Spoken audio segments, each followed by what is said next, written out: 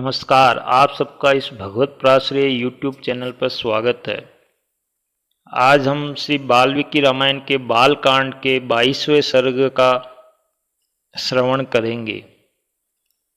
पूर्व में 21वें सर्ग तक हम सुन चुके हैं कि महाराज विश्वामित्र जी भगवान श्री राम और लक्ष्मण जी को लेने आए थे और वशिष्ठ जी के समझाने पर श्री दशरथ जी महाराज मान गए थे श्री राम और लक्ष्मण जी को विश्वामित्र जी के साथ भेजने के लिए।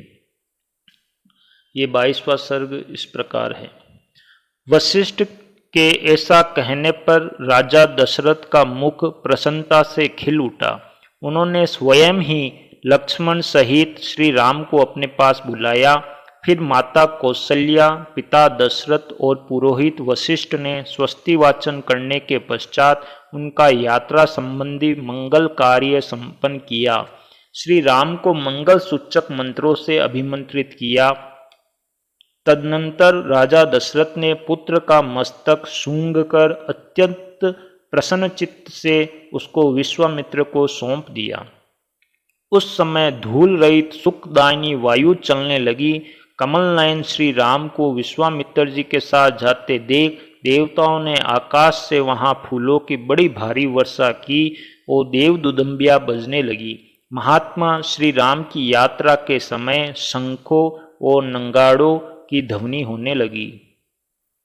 आगे आगे विश्वामित्र, उनके पीछे पीछे काक पक्षधारी महायशस्वी श्री राम तथा उनके पीछे सुमित्रा कुमार लक्ष्मण जा रहे थे। उन दोनों भाइयों ने पीठ पर तरकस बांध रखे थे। उनके हाथ में धनुष शोभा पा रहे थे तथा वे दोनों 10 दिशाओं को सुशोभित करते हुए महात्मा विश्वामित्र के पीछे 3-3 फण वाले 2 सर्पों के समान चल रहे थे। एक कंधे पर धनुष है, दूसरे और पीठ पर तुणीर और बीच में मस्तक। इन्हीं तीनों की 3 फण से उपमा दी गई है। उनका स्वभाव उच्च तथा उदार था। अपनी अनुपम कांति से प्रकाशित होने वाले वे दोनों अनिंद्य सुंदर राजकुमार सब और शोभा का प्रसार करते हुए विश्वामित्र के पीछे उसी तरह जा रहे थे जैसे ब्रह्मा जी के पीछे दोनों अश्विनी कुमार चलते हैं।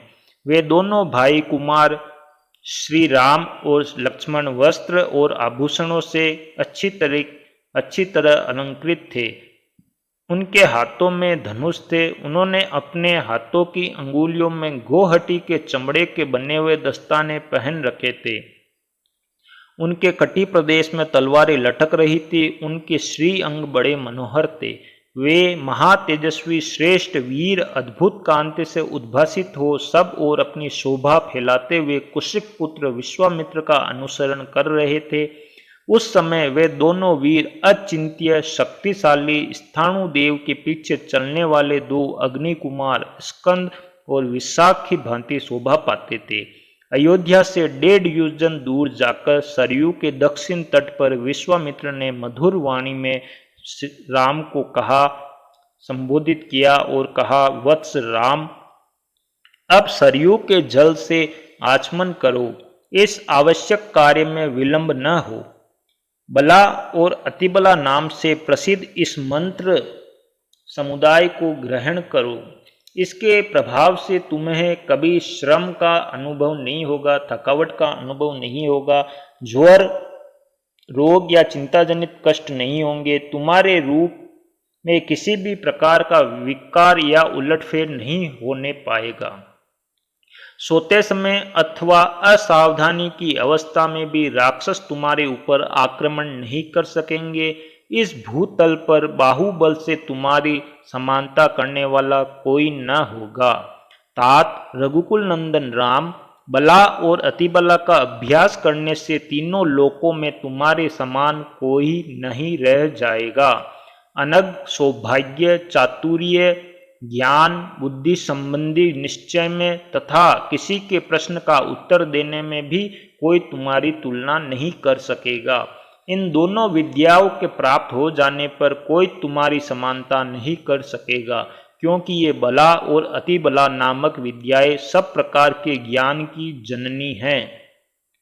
नरश्रेष्ठ राम, नरश्रेष्ठ श्री राम, तात रघुनंदन, बला और अतिबला का अभ्यास कर लेने पर तुम्हें भूख और प्यास का भी कष्ट नहीं होगा।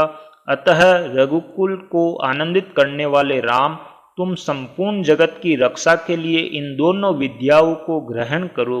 इन दोनों विद्याओं का अध्ययन कर लेने पर इस भूतल पर तुम्हारे यश का विस्तार होगा। ये दोनों विद्याएं ब्रह्मा जी की तेजस्विनी पुत्रियां है। ककुत्स नंदन, मैंने इन दोनों को तुम्हें देने का विचार किया है। राजकुमार, तुम ही इनके योग्य पात्र हो। यद्यपि तुममें इस विद्या को प्राप्त करने योग्य बहुत से गुण हैं अथवा सभी उत्तम गुण विद्यमान हैं, इसमें संशय नहीं है, तथापि मैंने तपोबल से इनका अर्जन किया है। अतः मेरी तपस्या से परिपूर्ण होकर ये तुम्हारे लिए बहुरूपणी होगी, अनेक प्रकार के फल प्रदान करेगी। तब श्री राम आचमन करके पवित्र हो गए। उनका मुख प्रसन्नता से खिल उठा।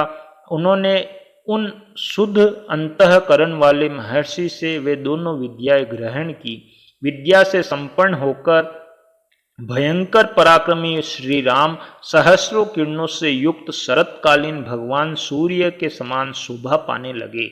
तत्पश्चात श्री राम ने विश्वामित्र जी की सारी गुरुजनोचित सेवाएं करके हर्ष का अनुभव किया।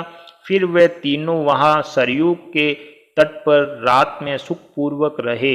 राजा दशरथ के वे दोनों श्रेष्ठ राजकुमार उस समय वहां तृण की सैया पर, जो उनके योग्य नहीं थी, सोए थे। महर्षि विश्वामित्र अपनी वाणी द्वारा उन दोनों के प्रति लाड प्यार प्रकट कर रहे थे। इससे उन्हें वह रात बड़ी सुखमयी सी प्रतीत हुई। इस प्रकार वाल्मीकि निर्मित आर्ष रामायण आदि काव्य के बालकांड का 22वां सर्ग पूर्ण हुआ। श्री राम जय जय राम।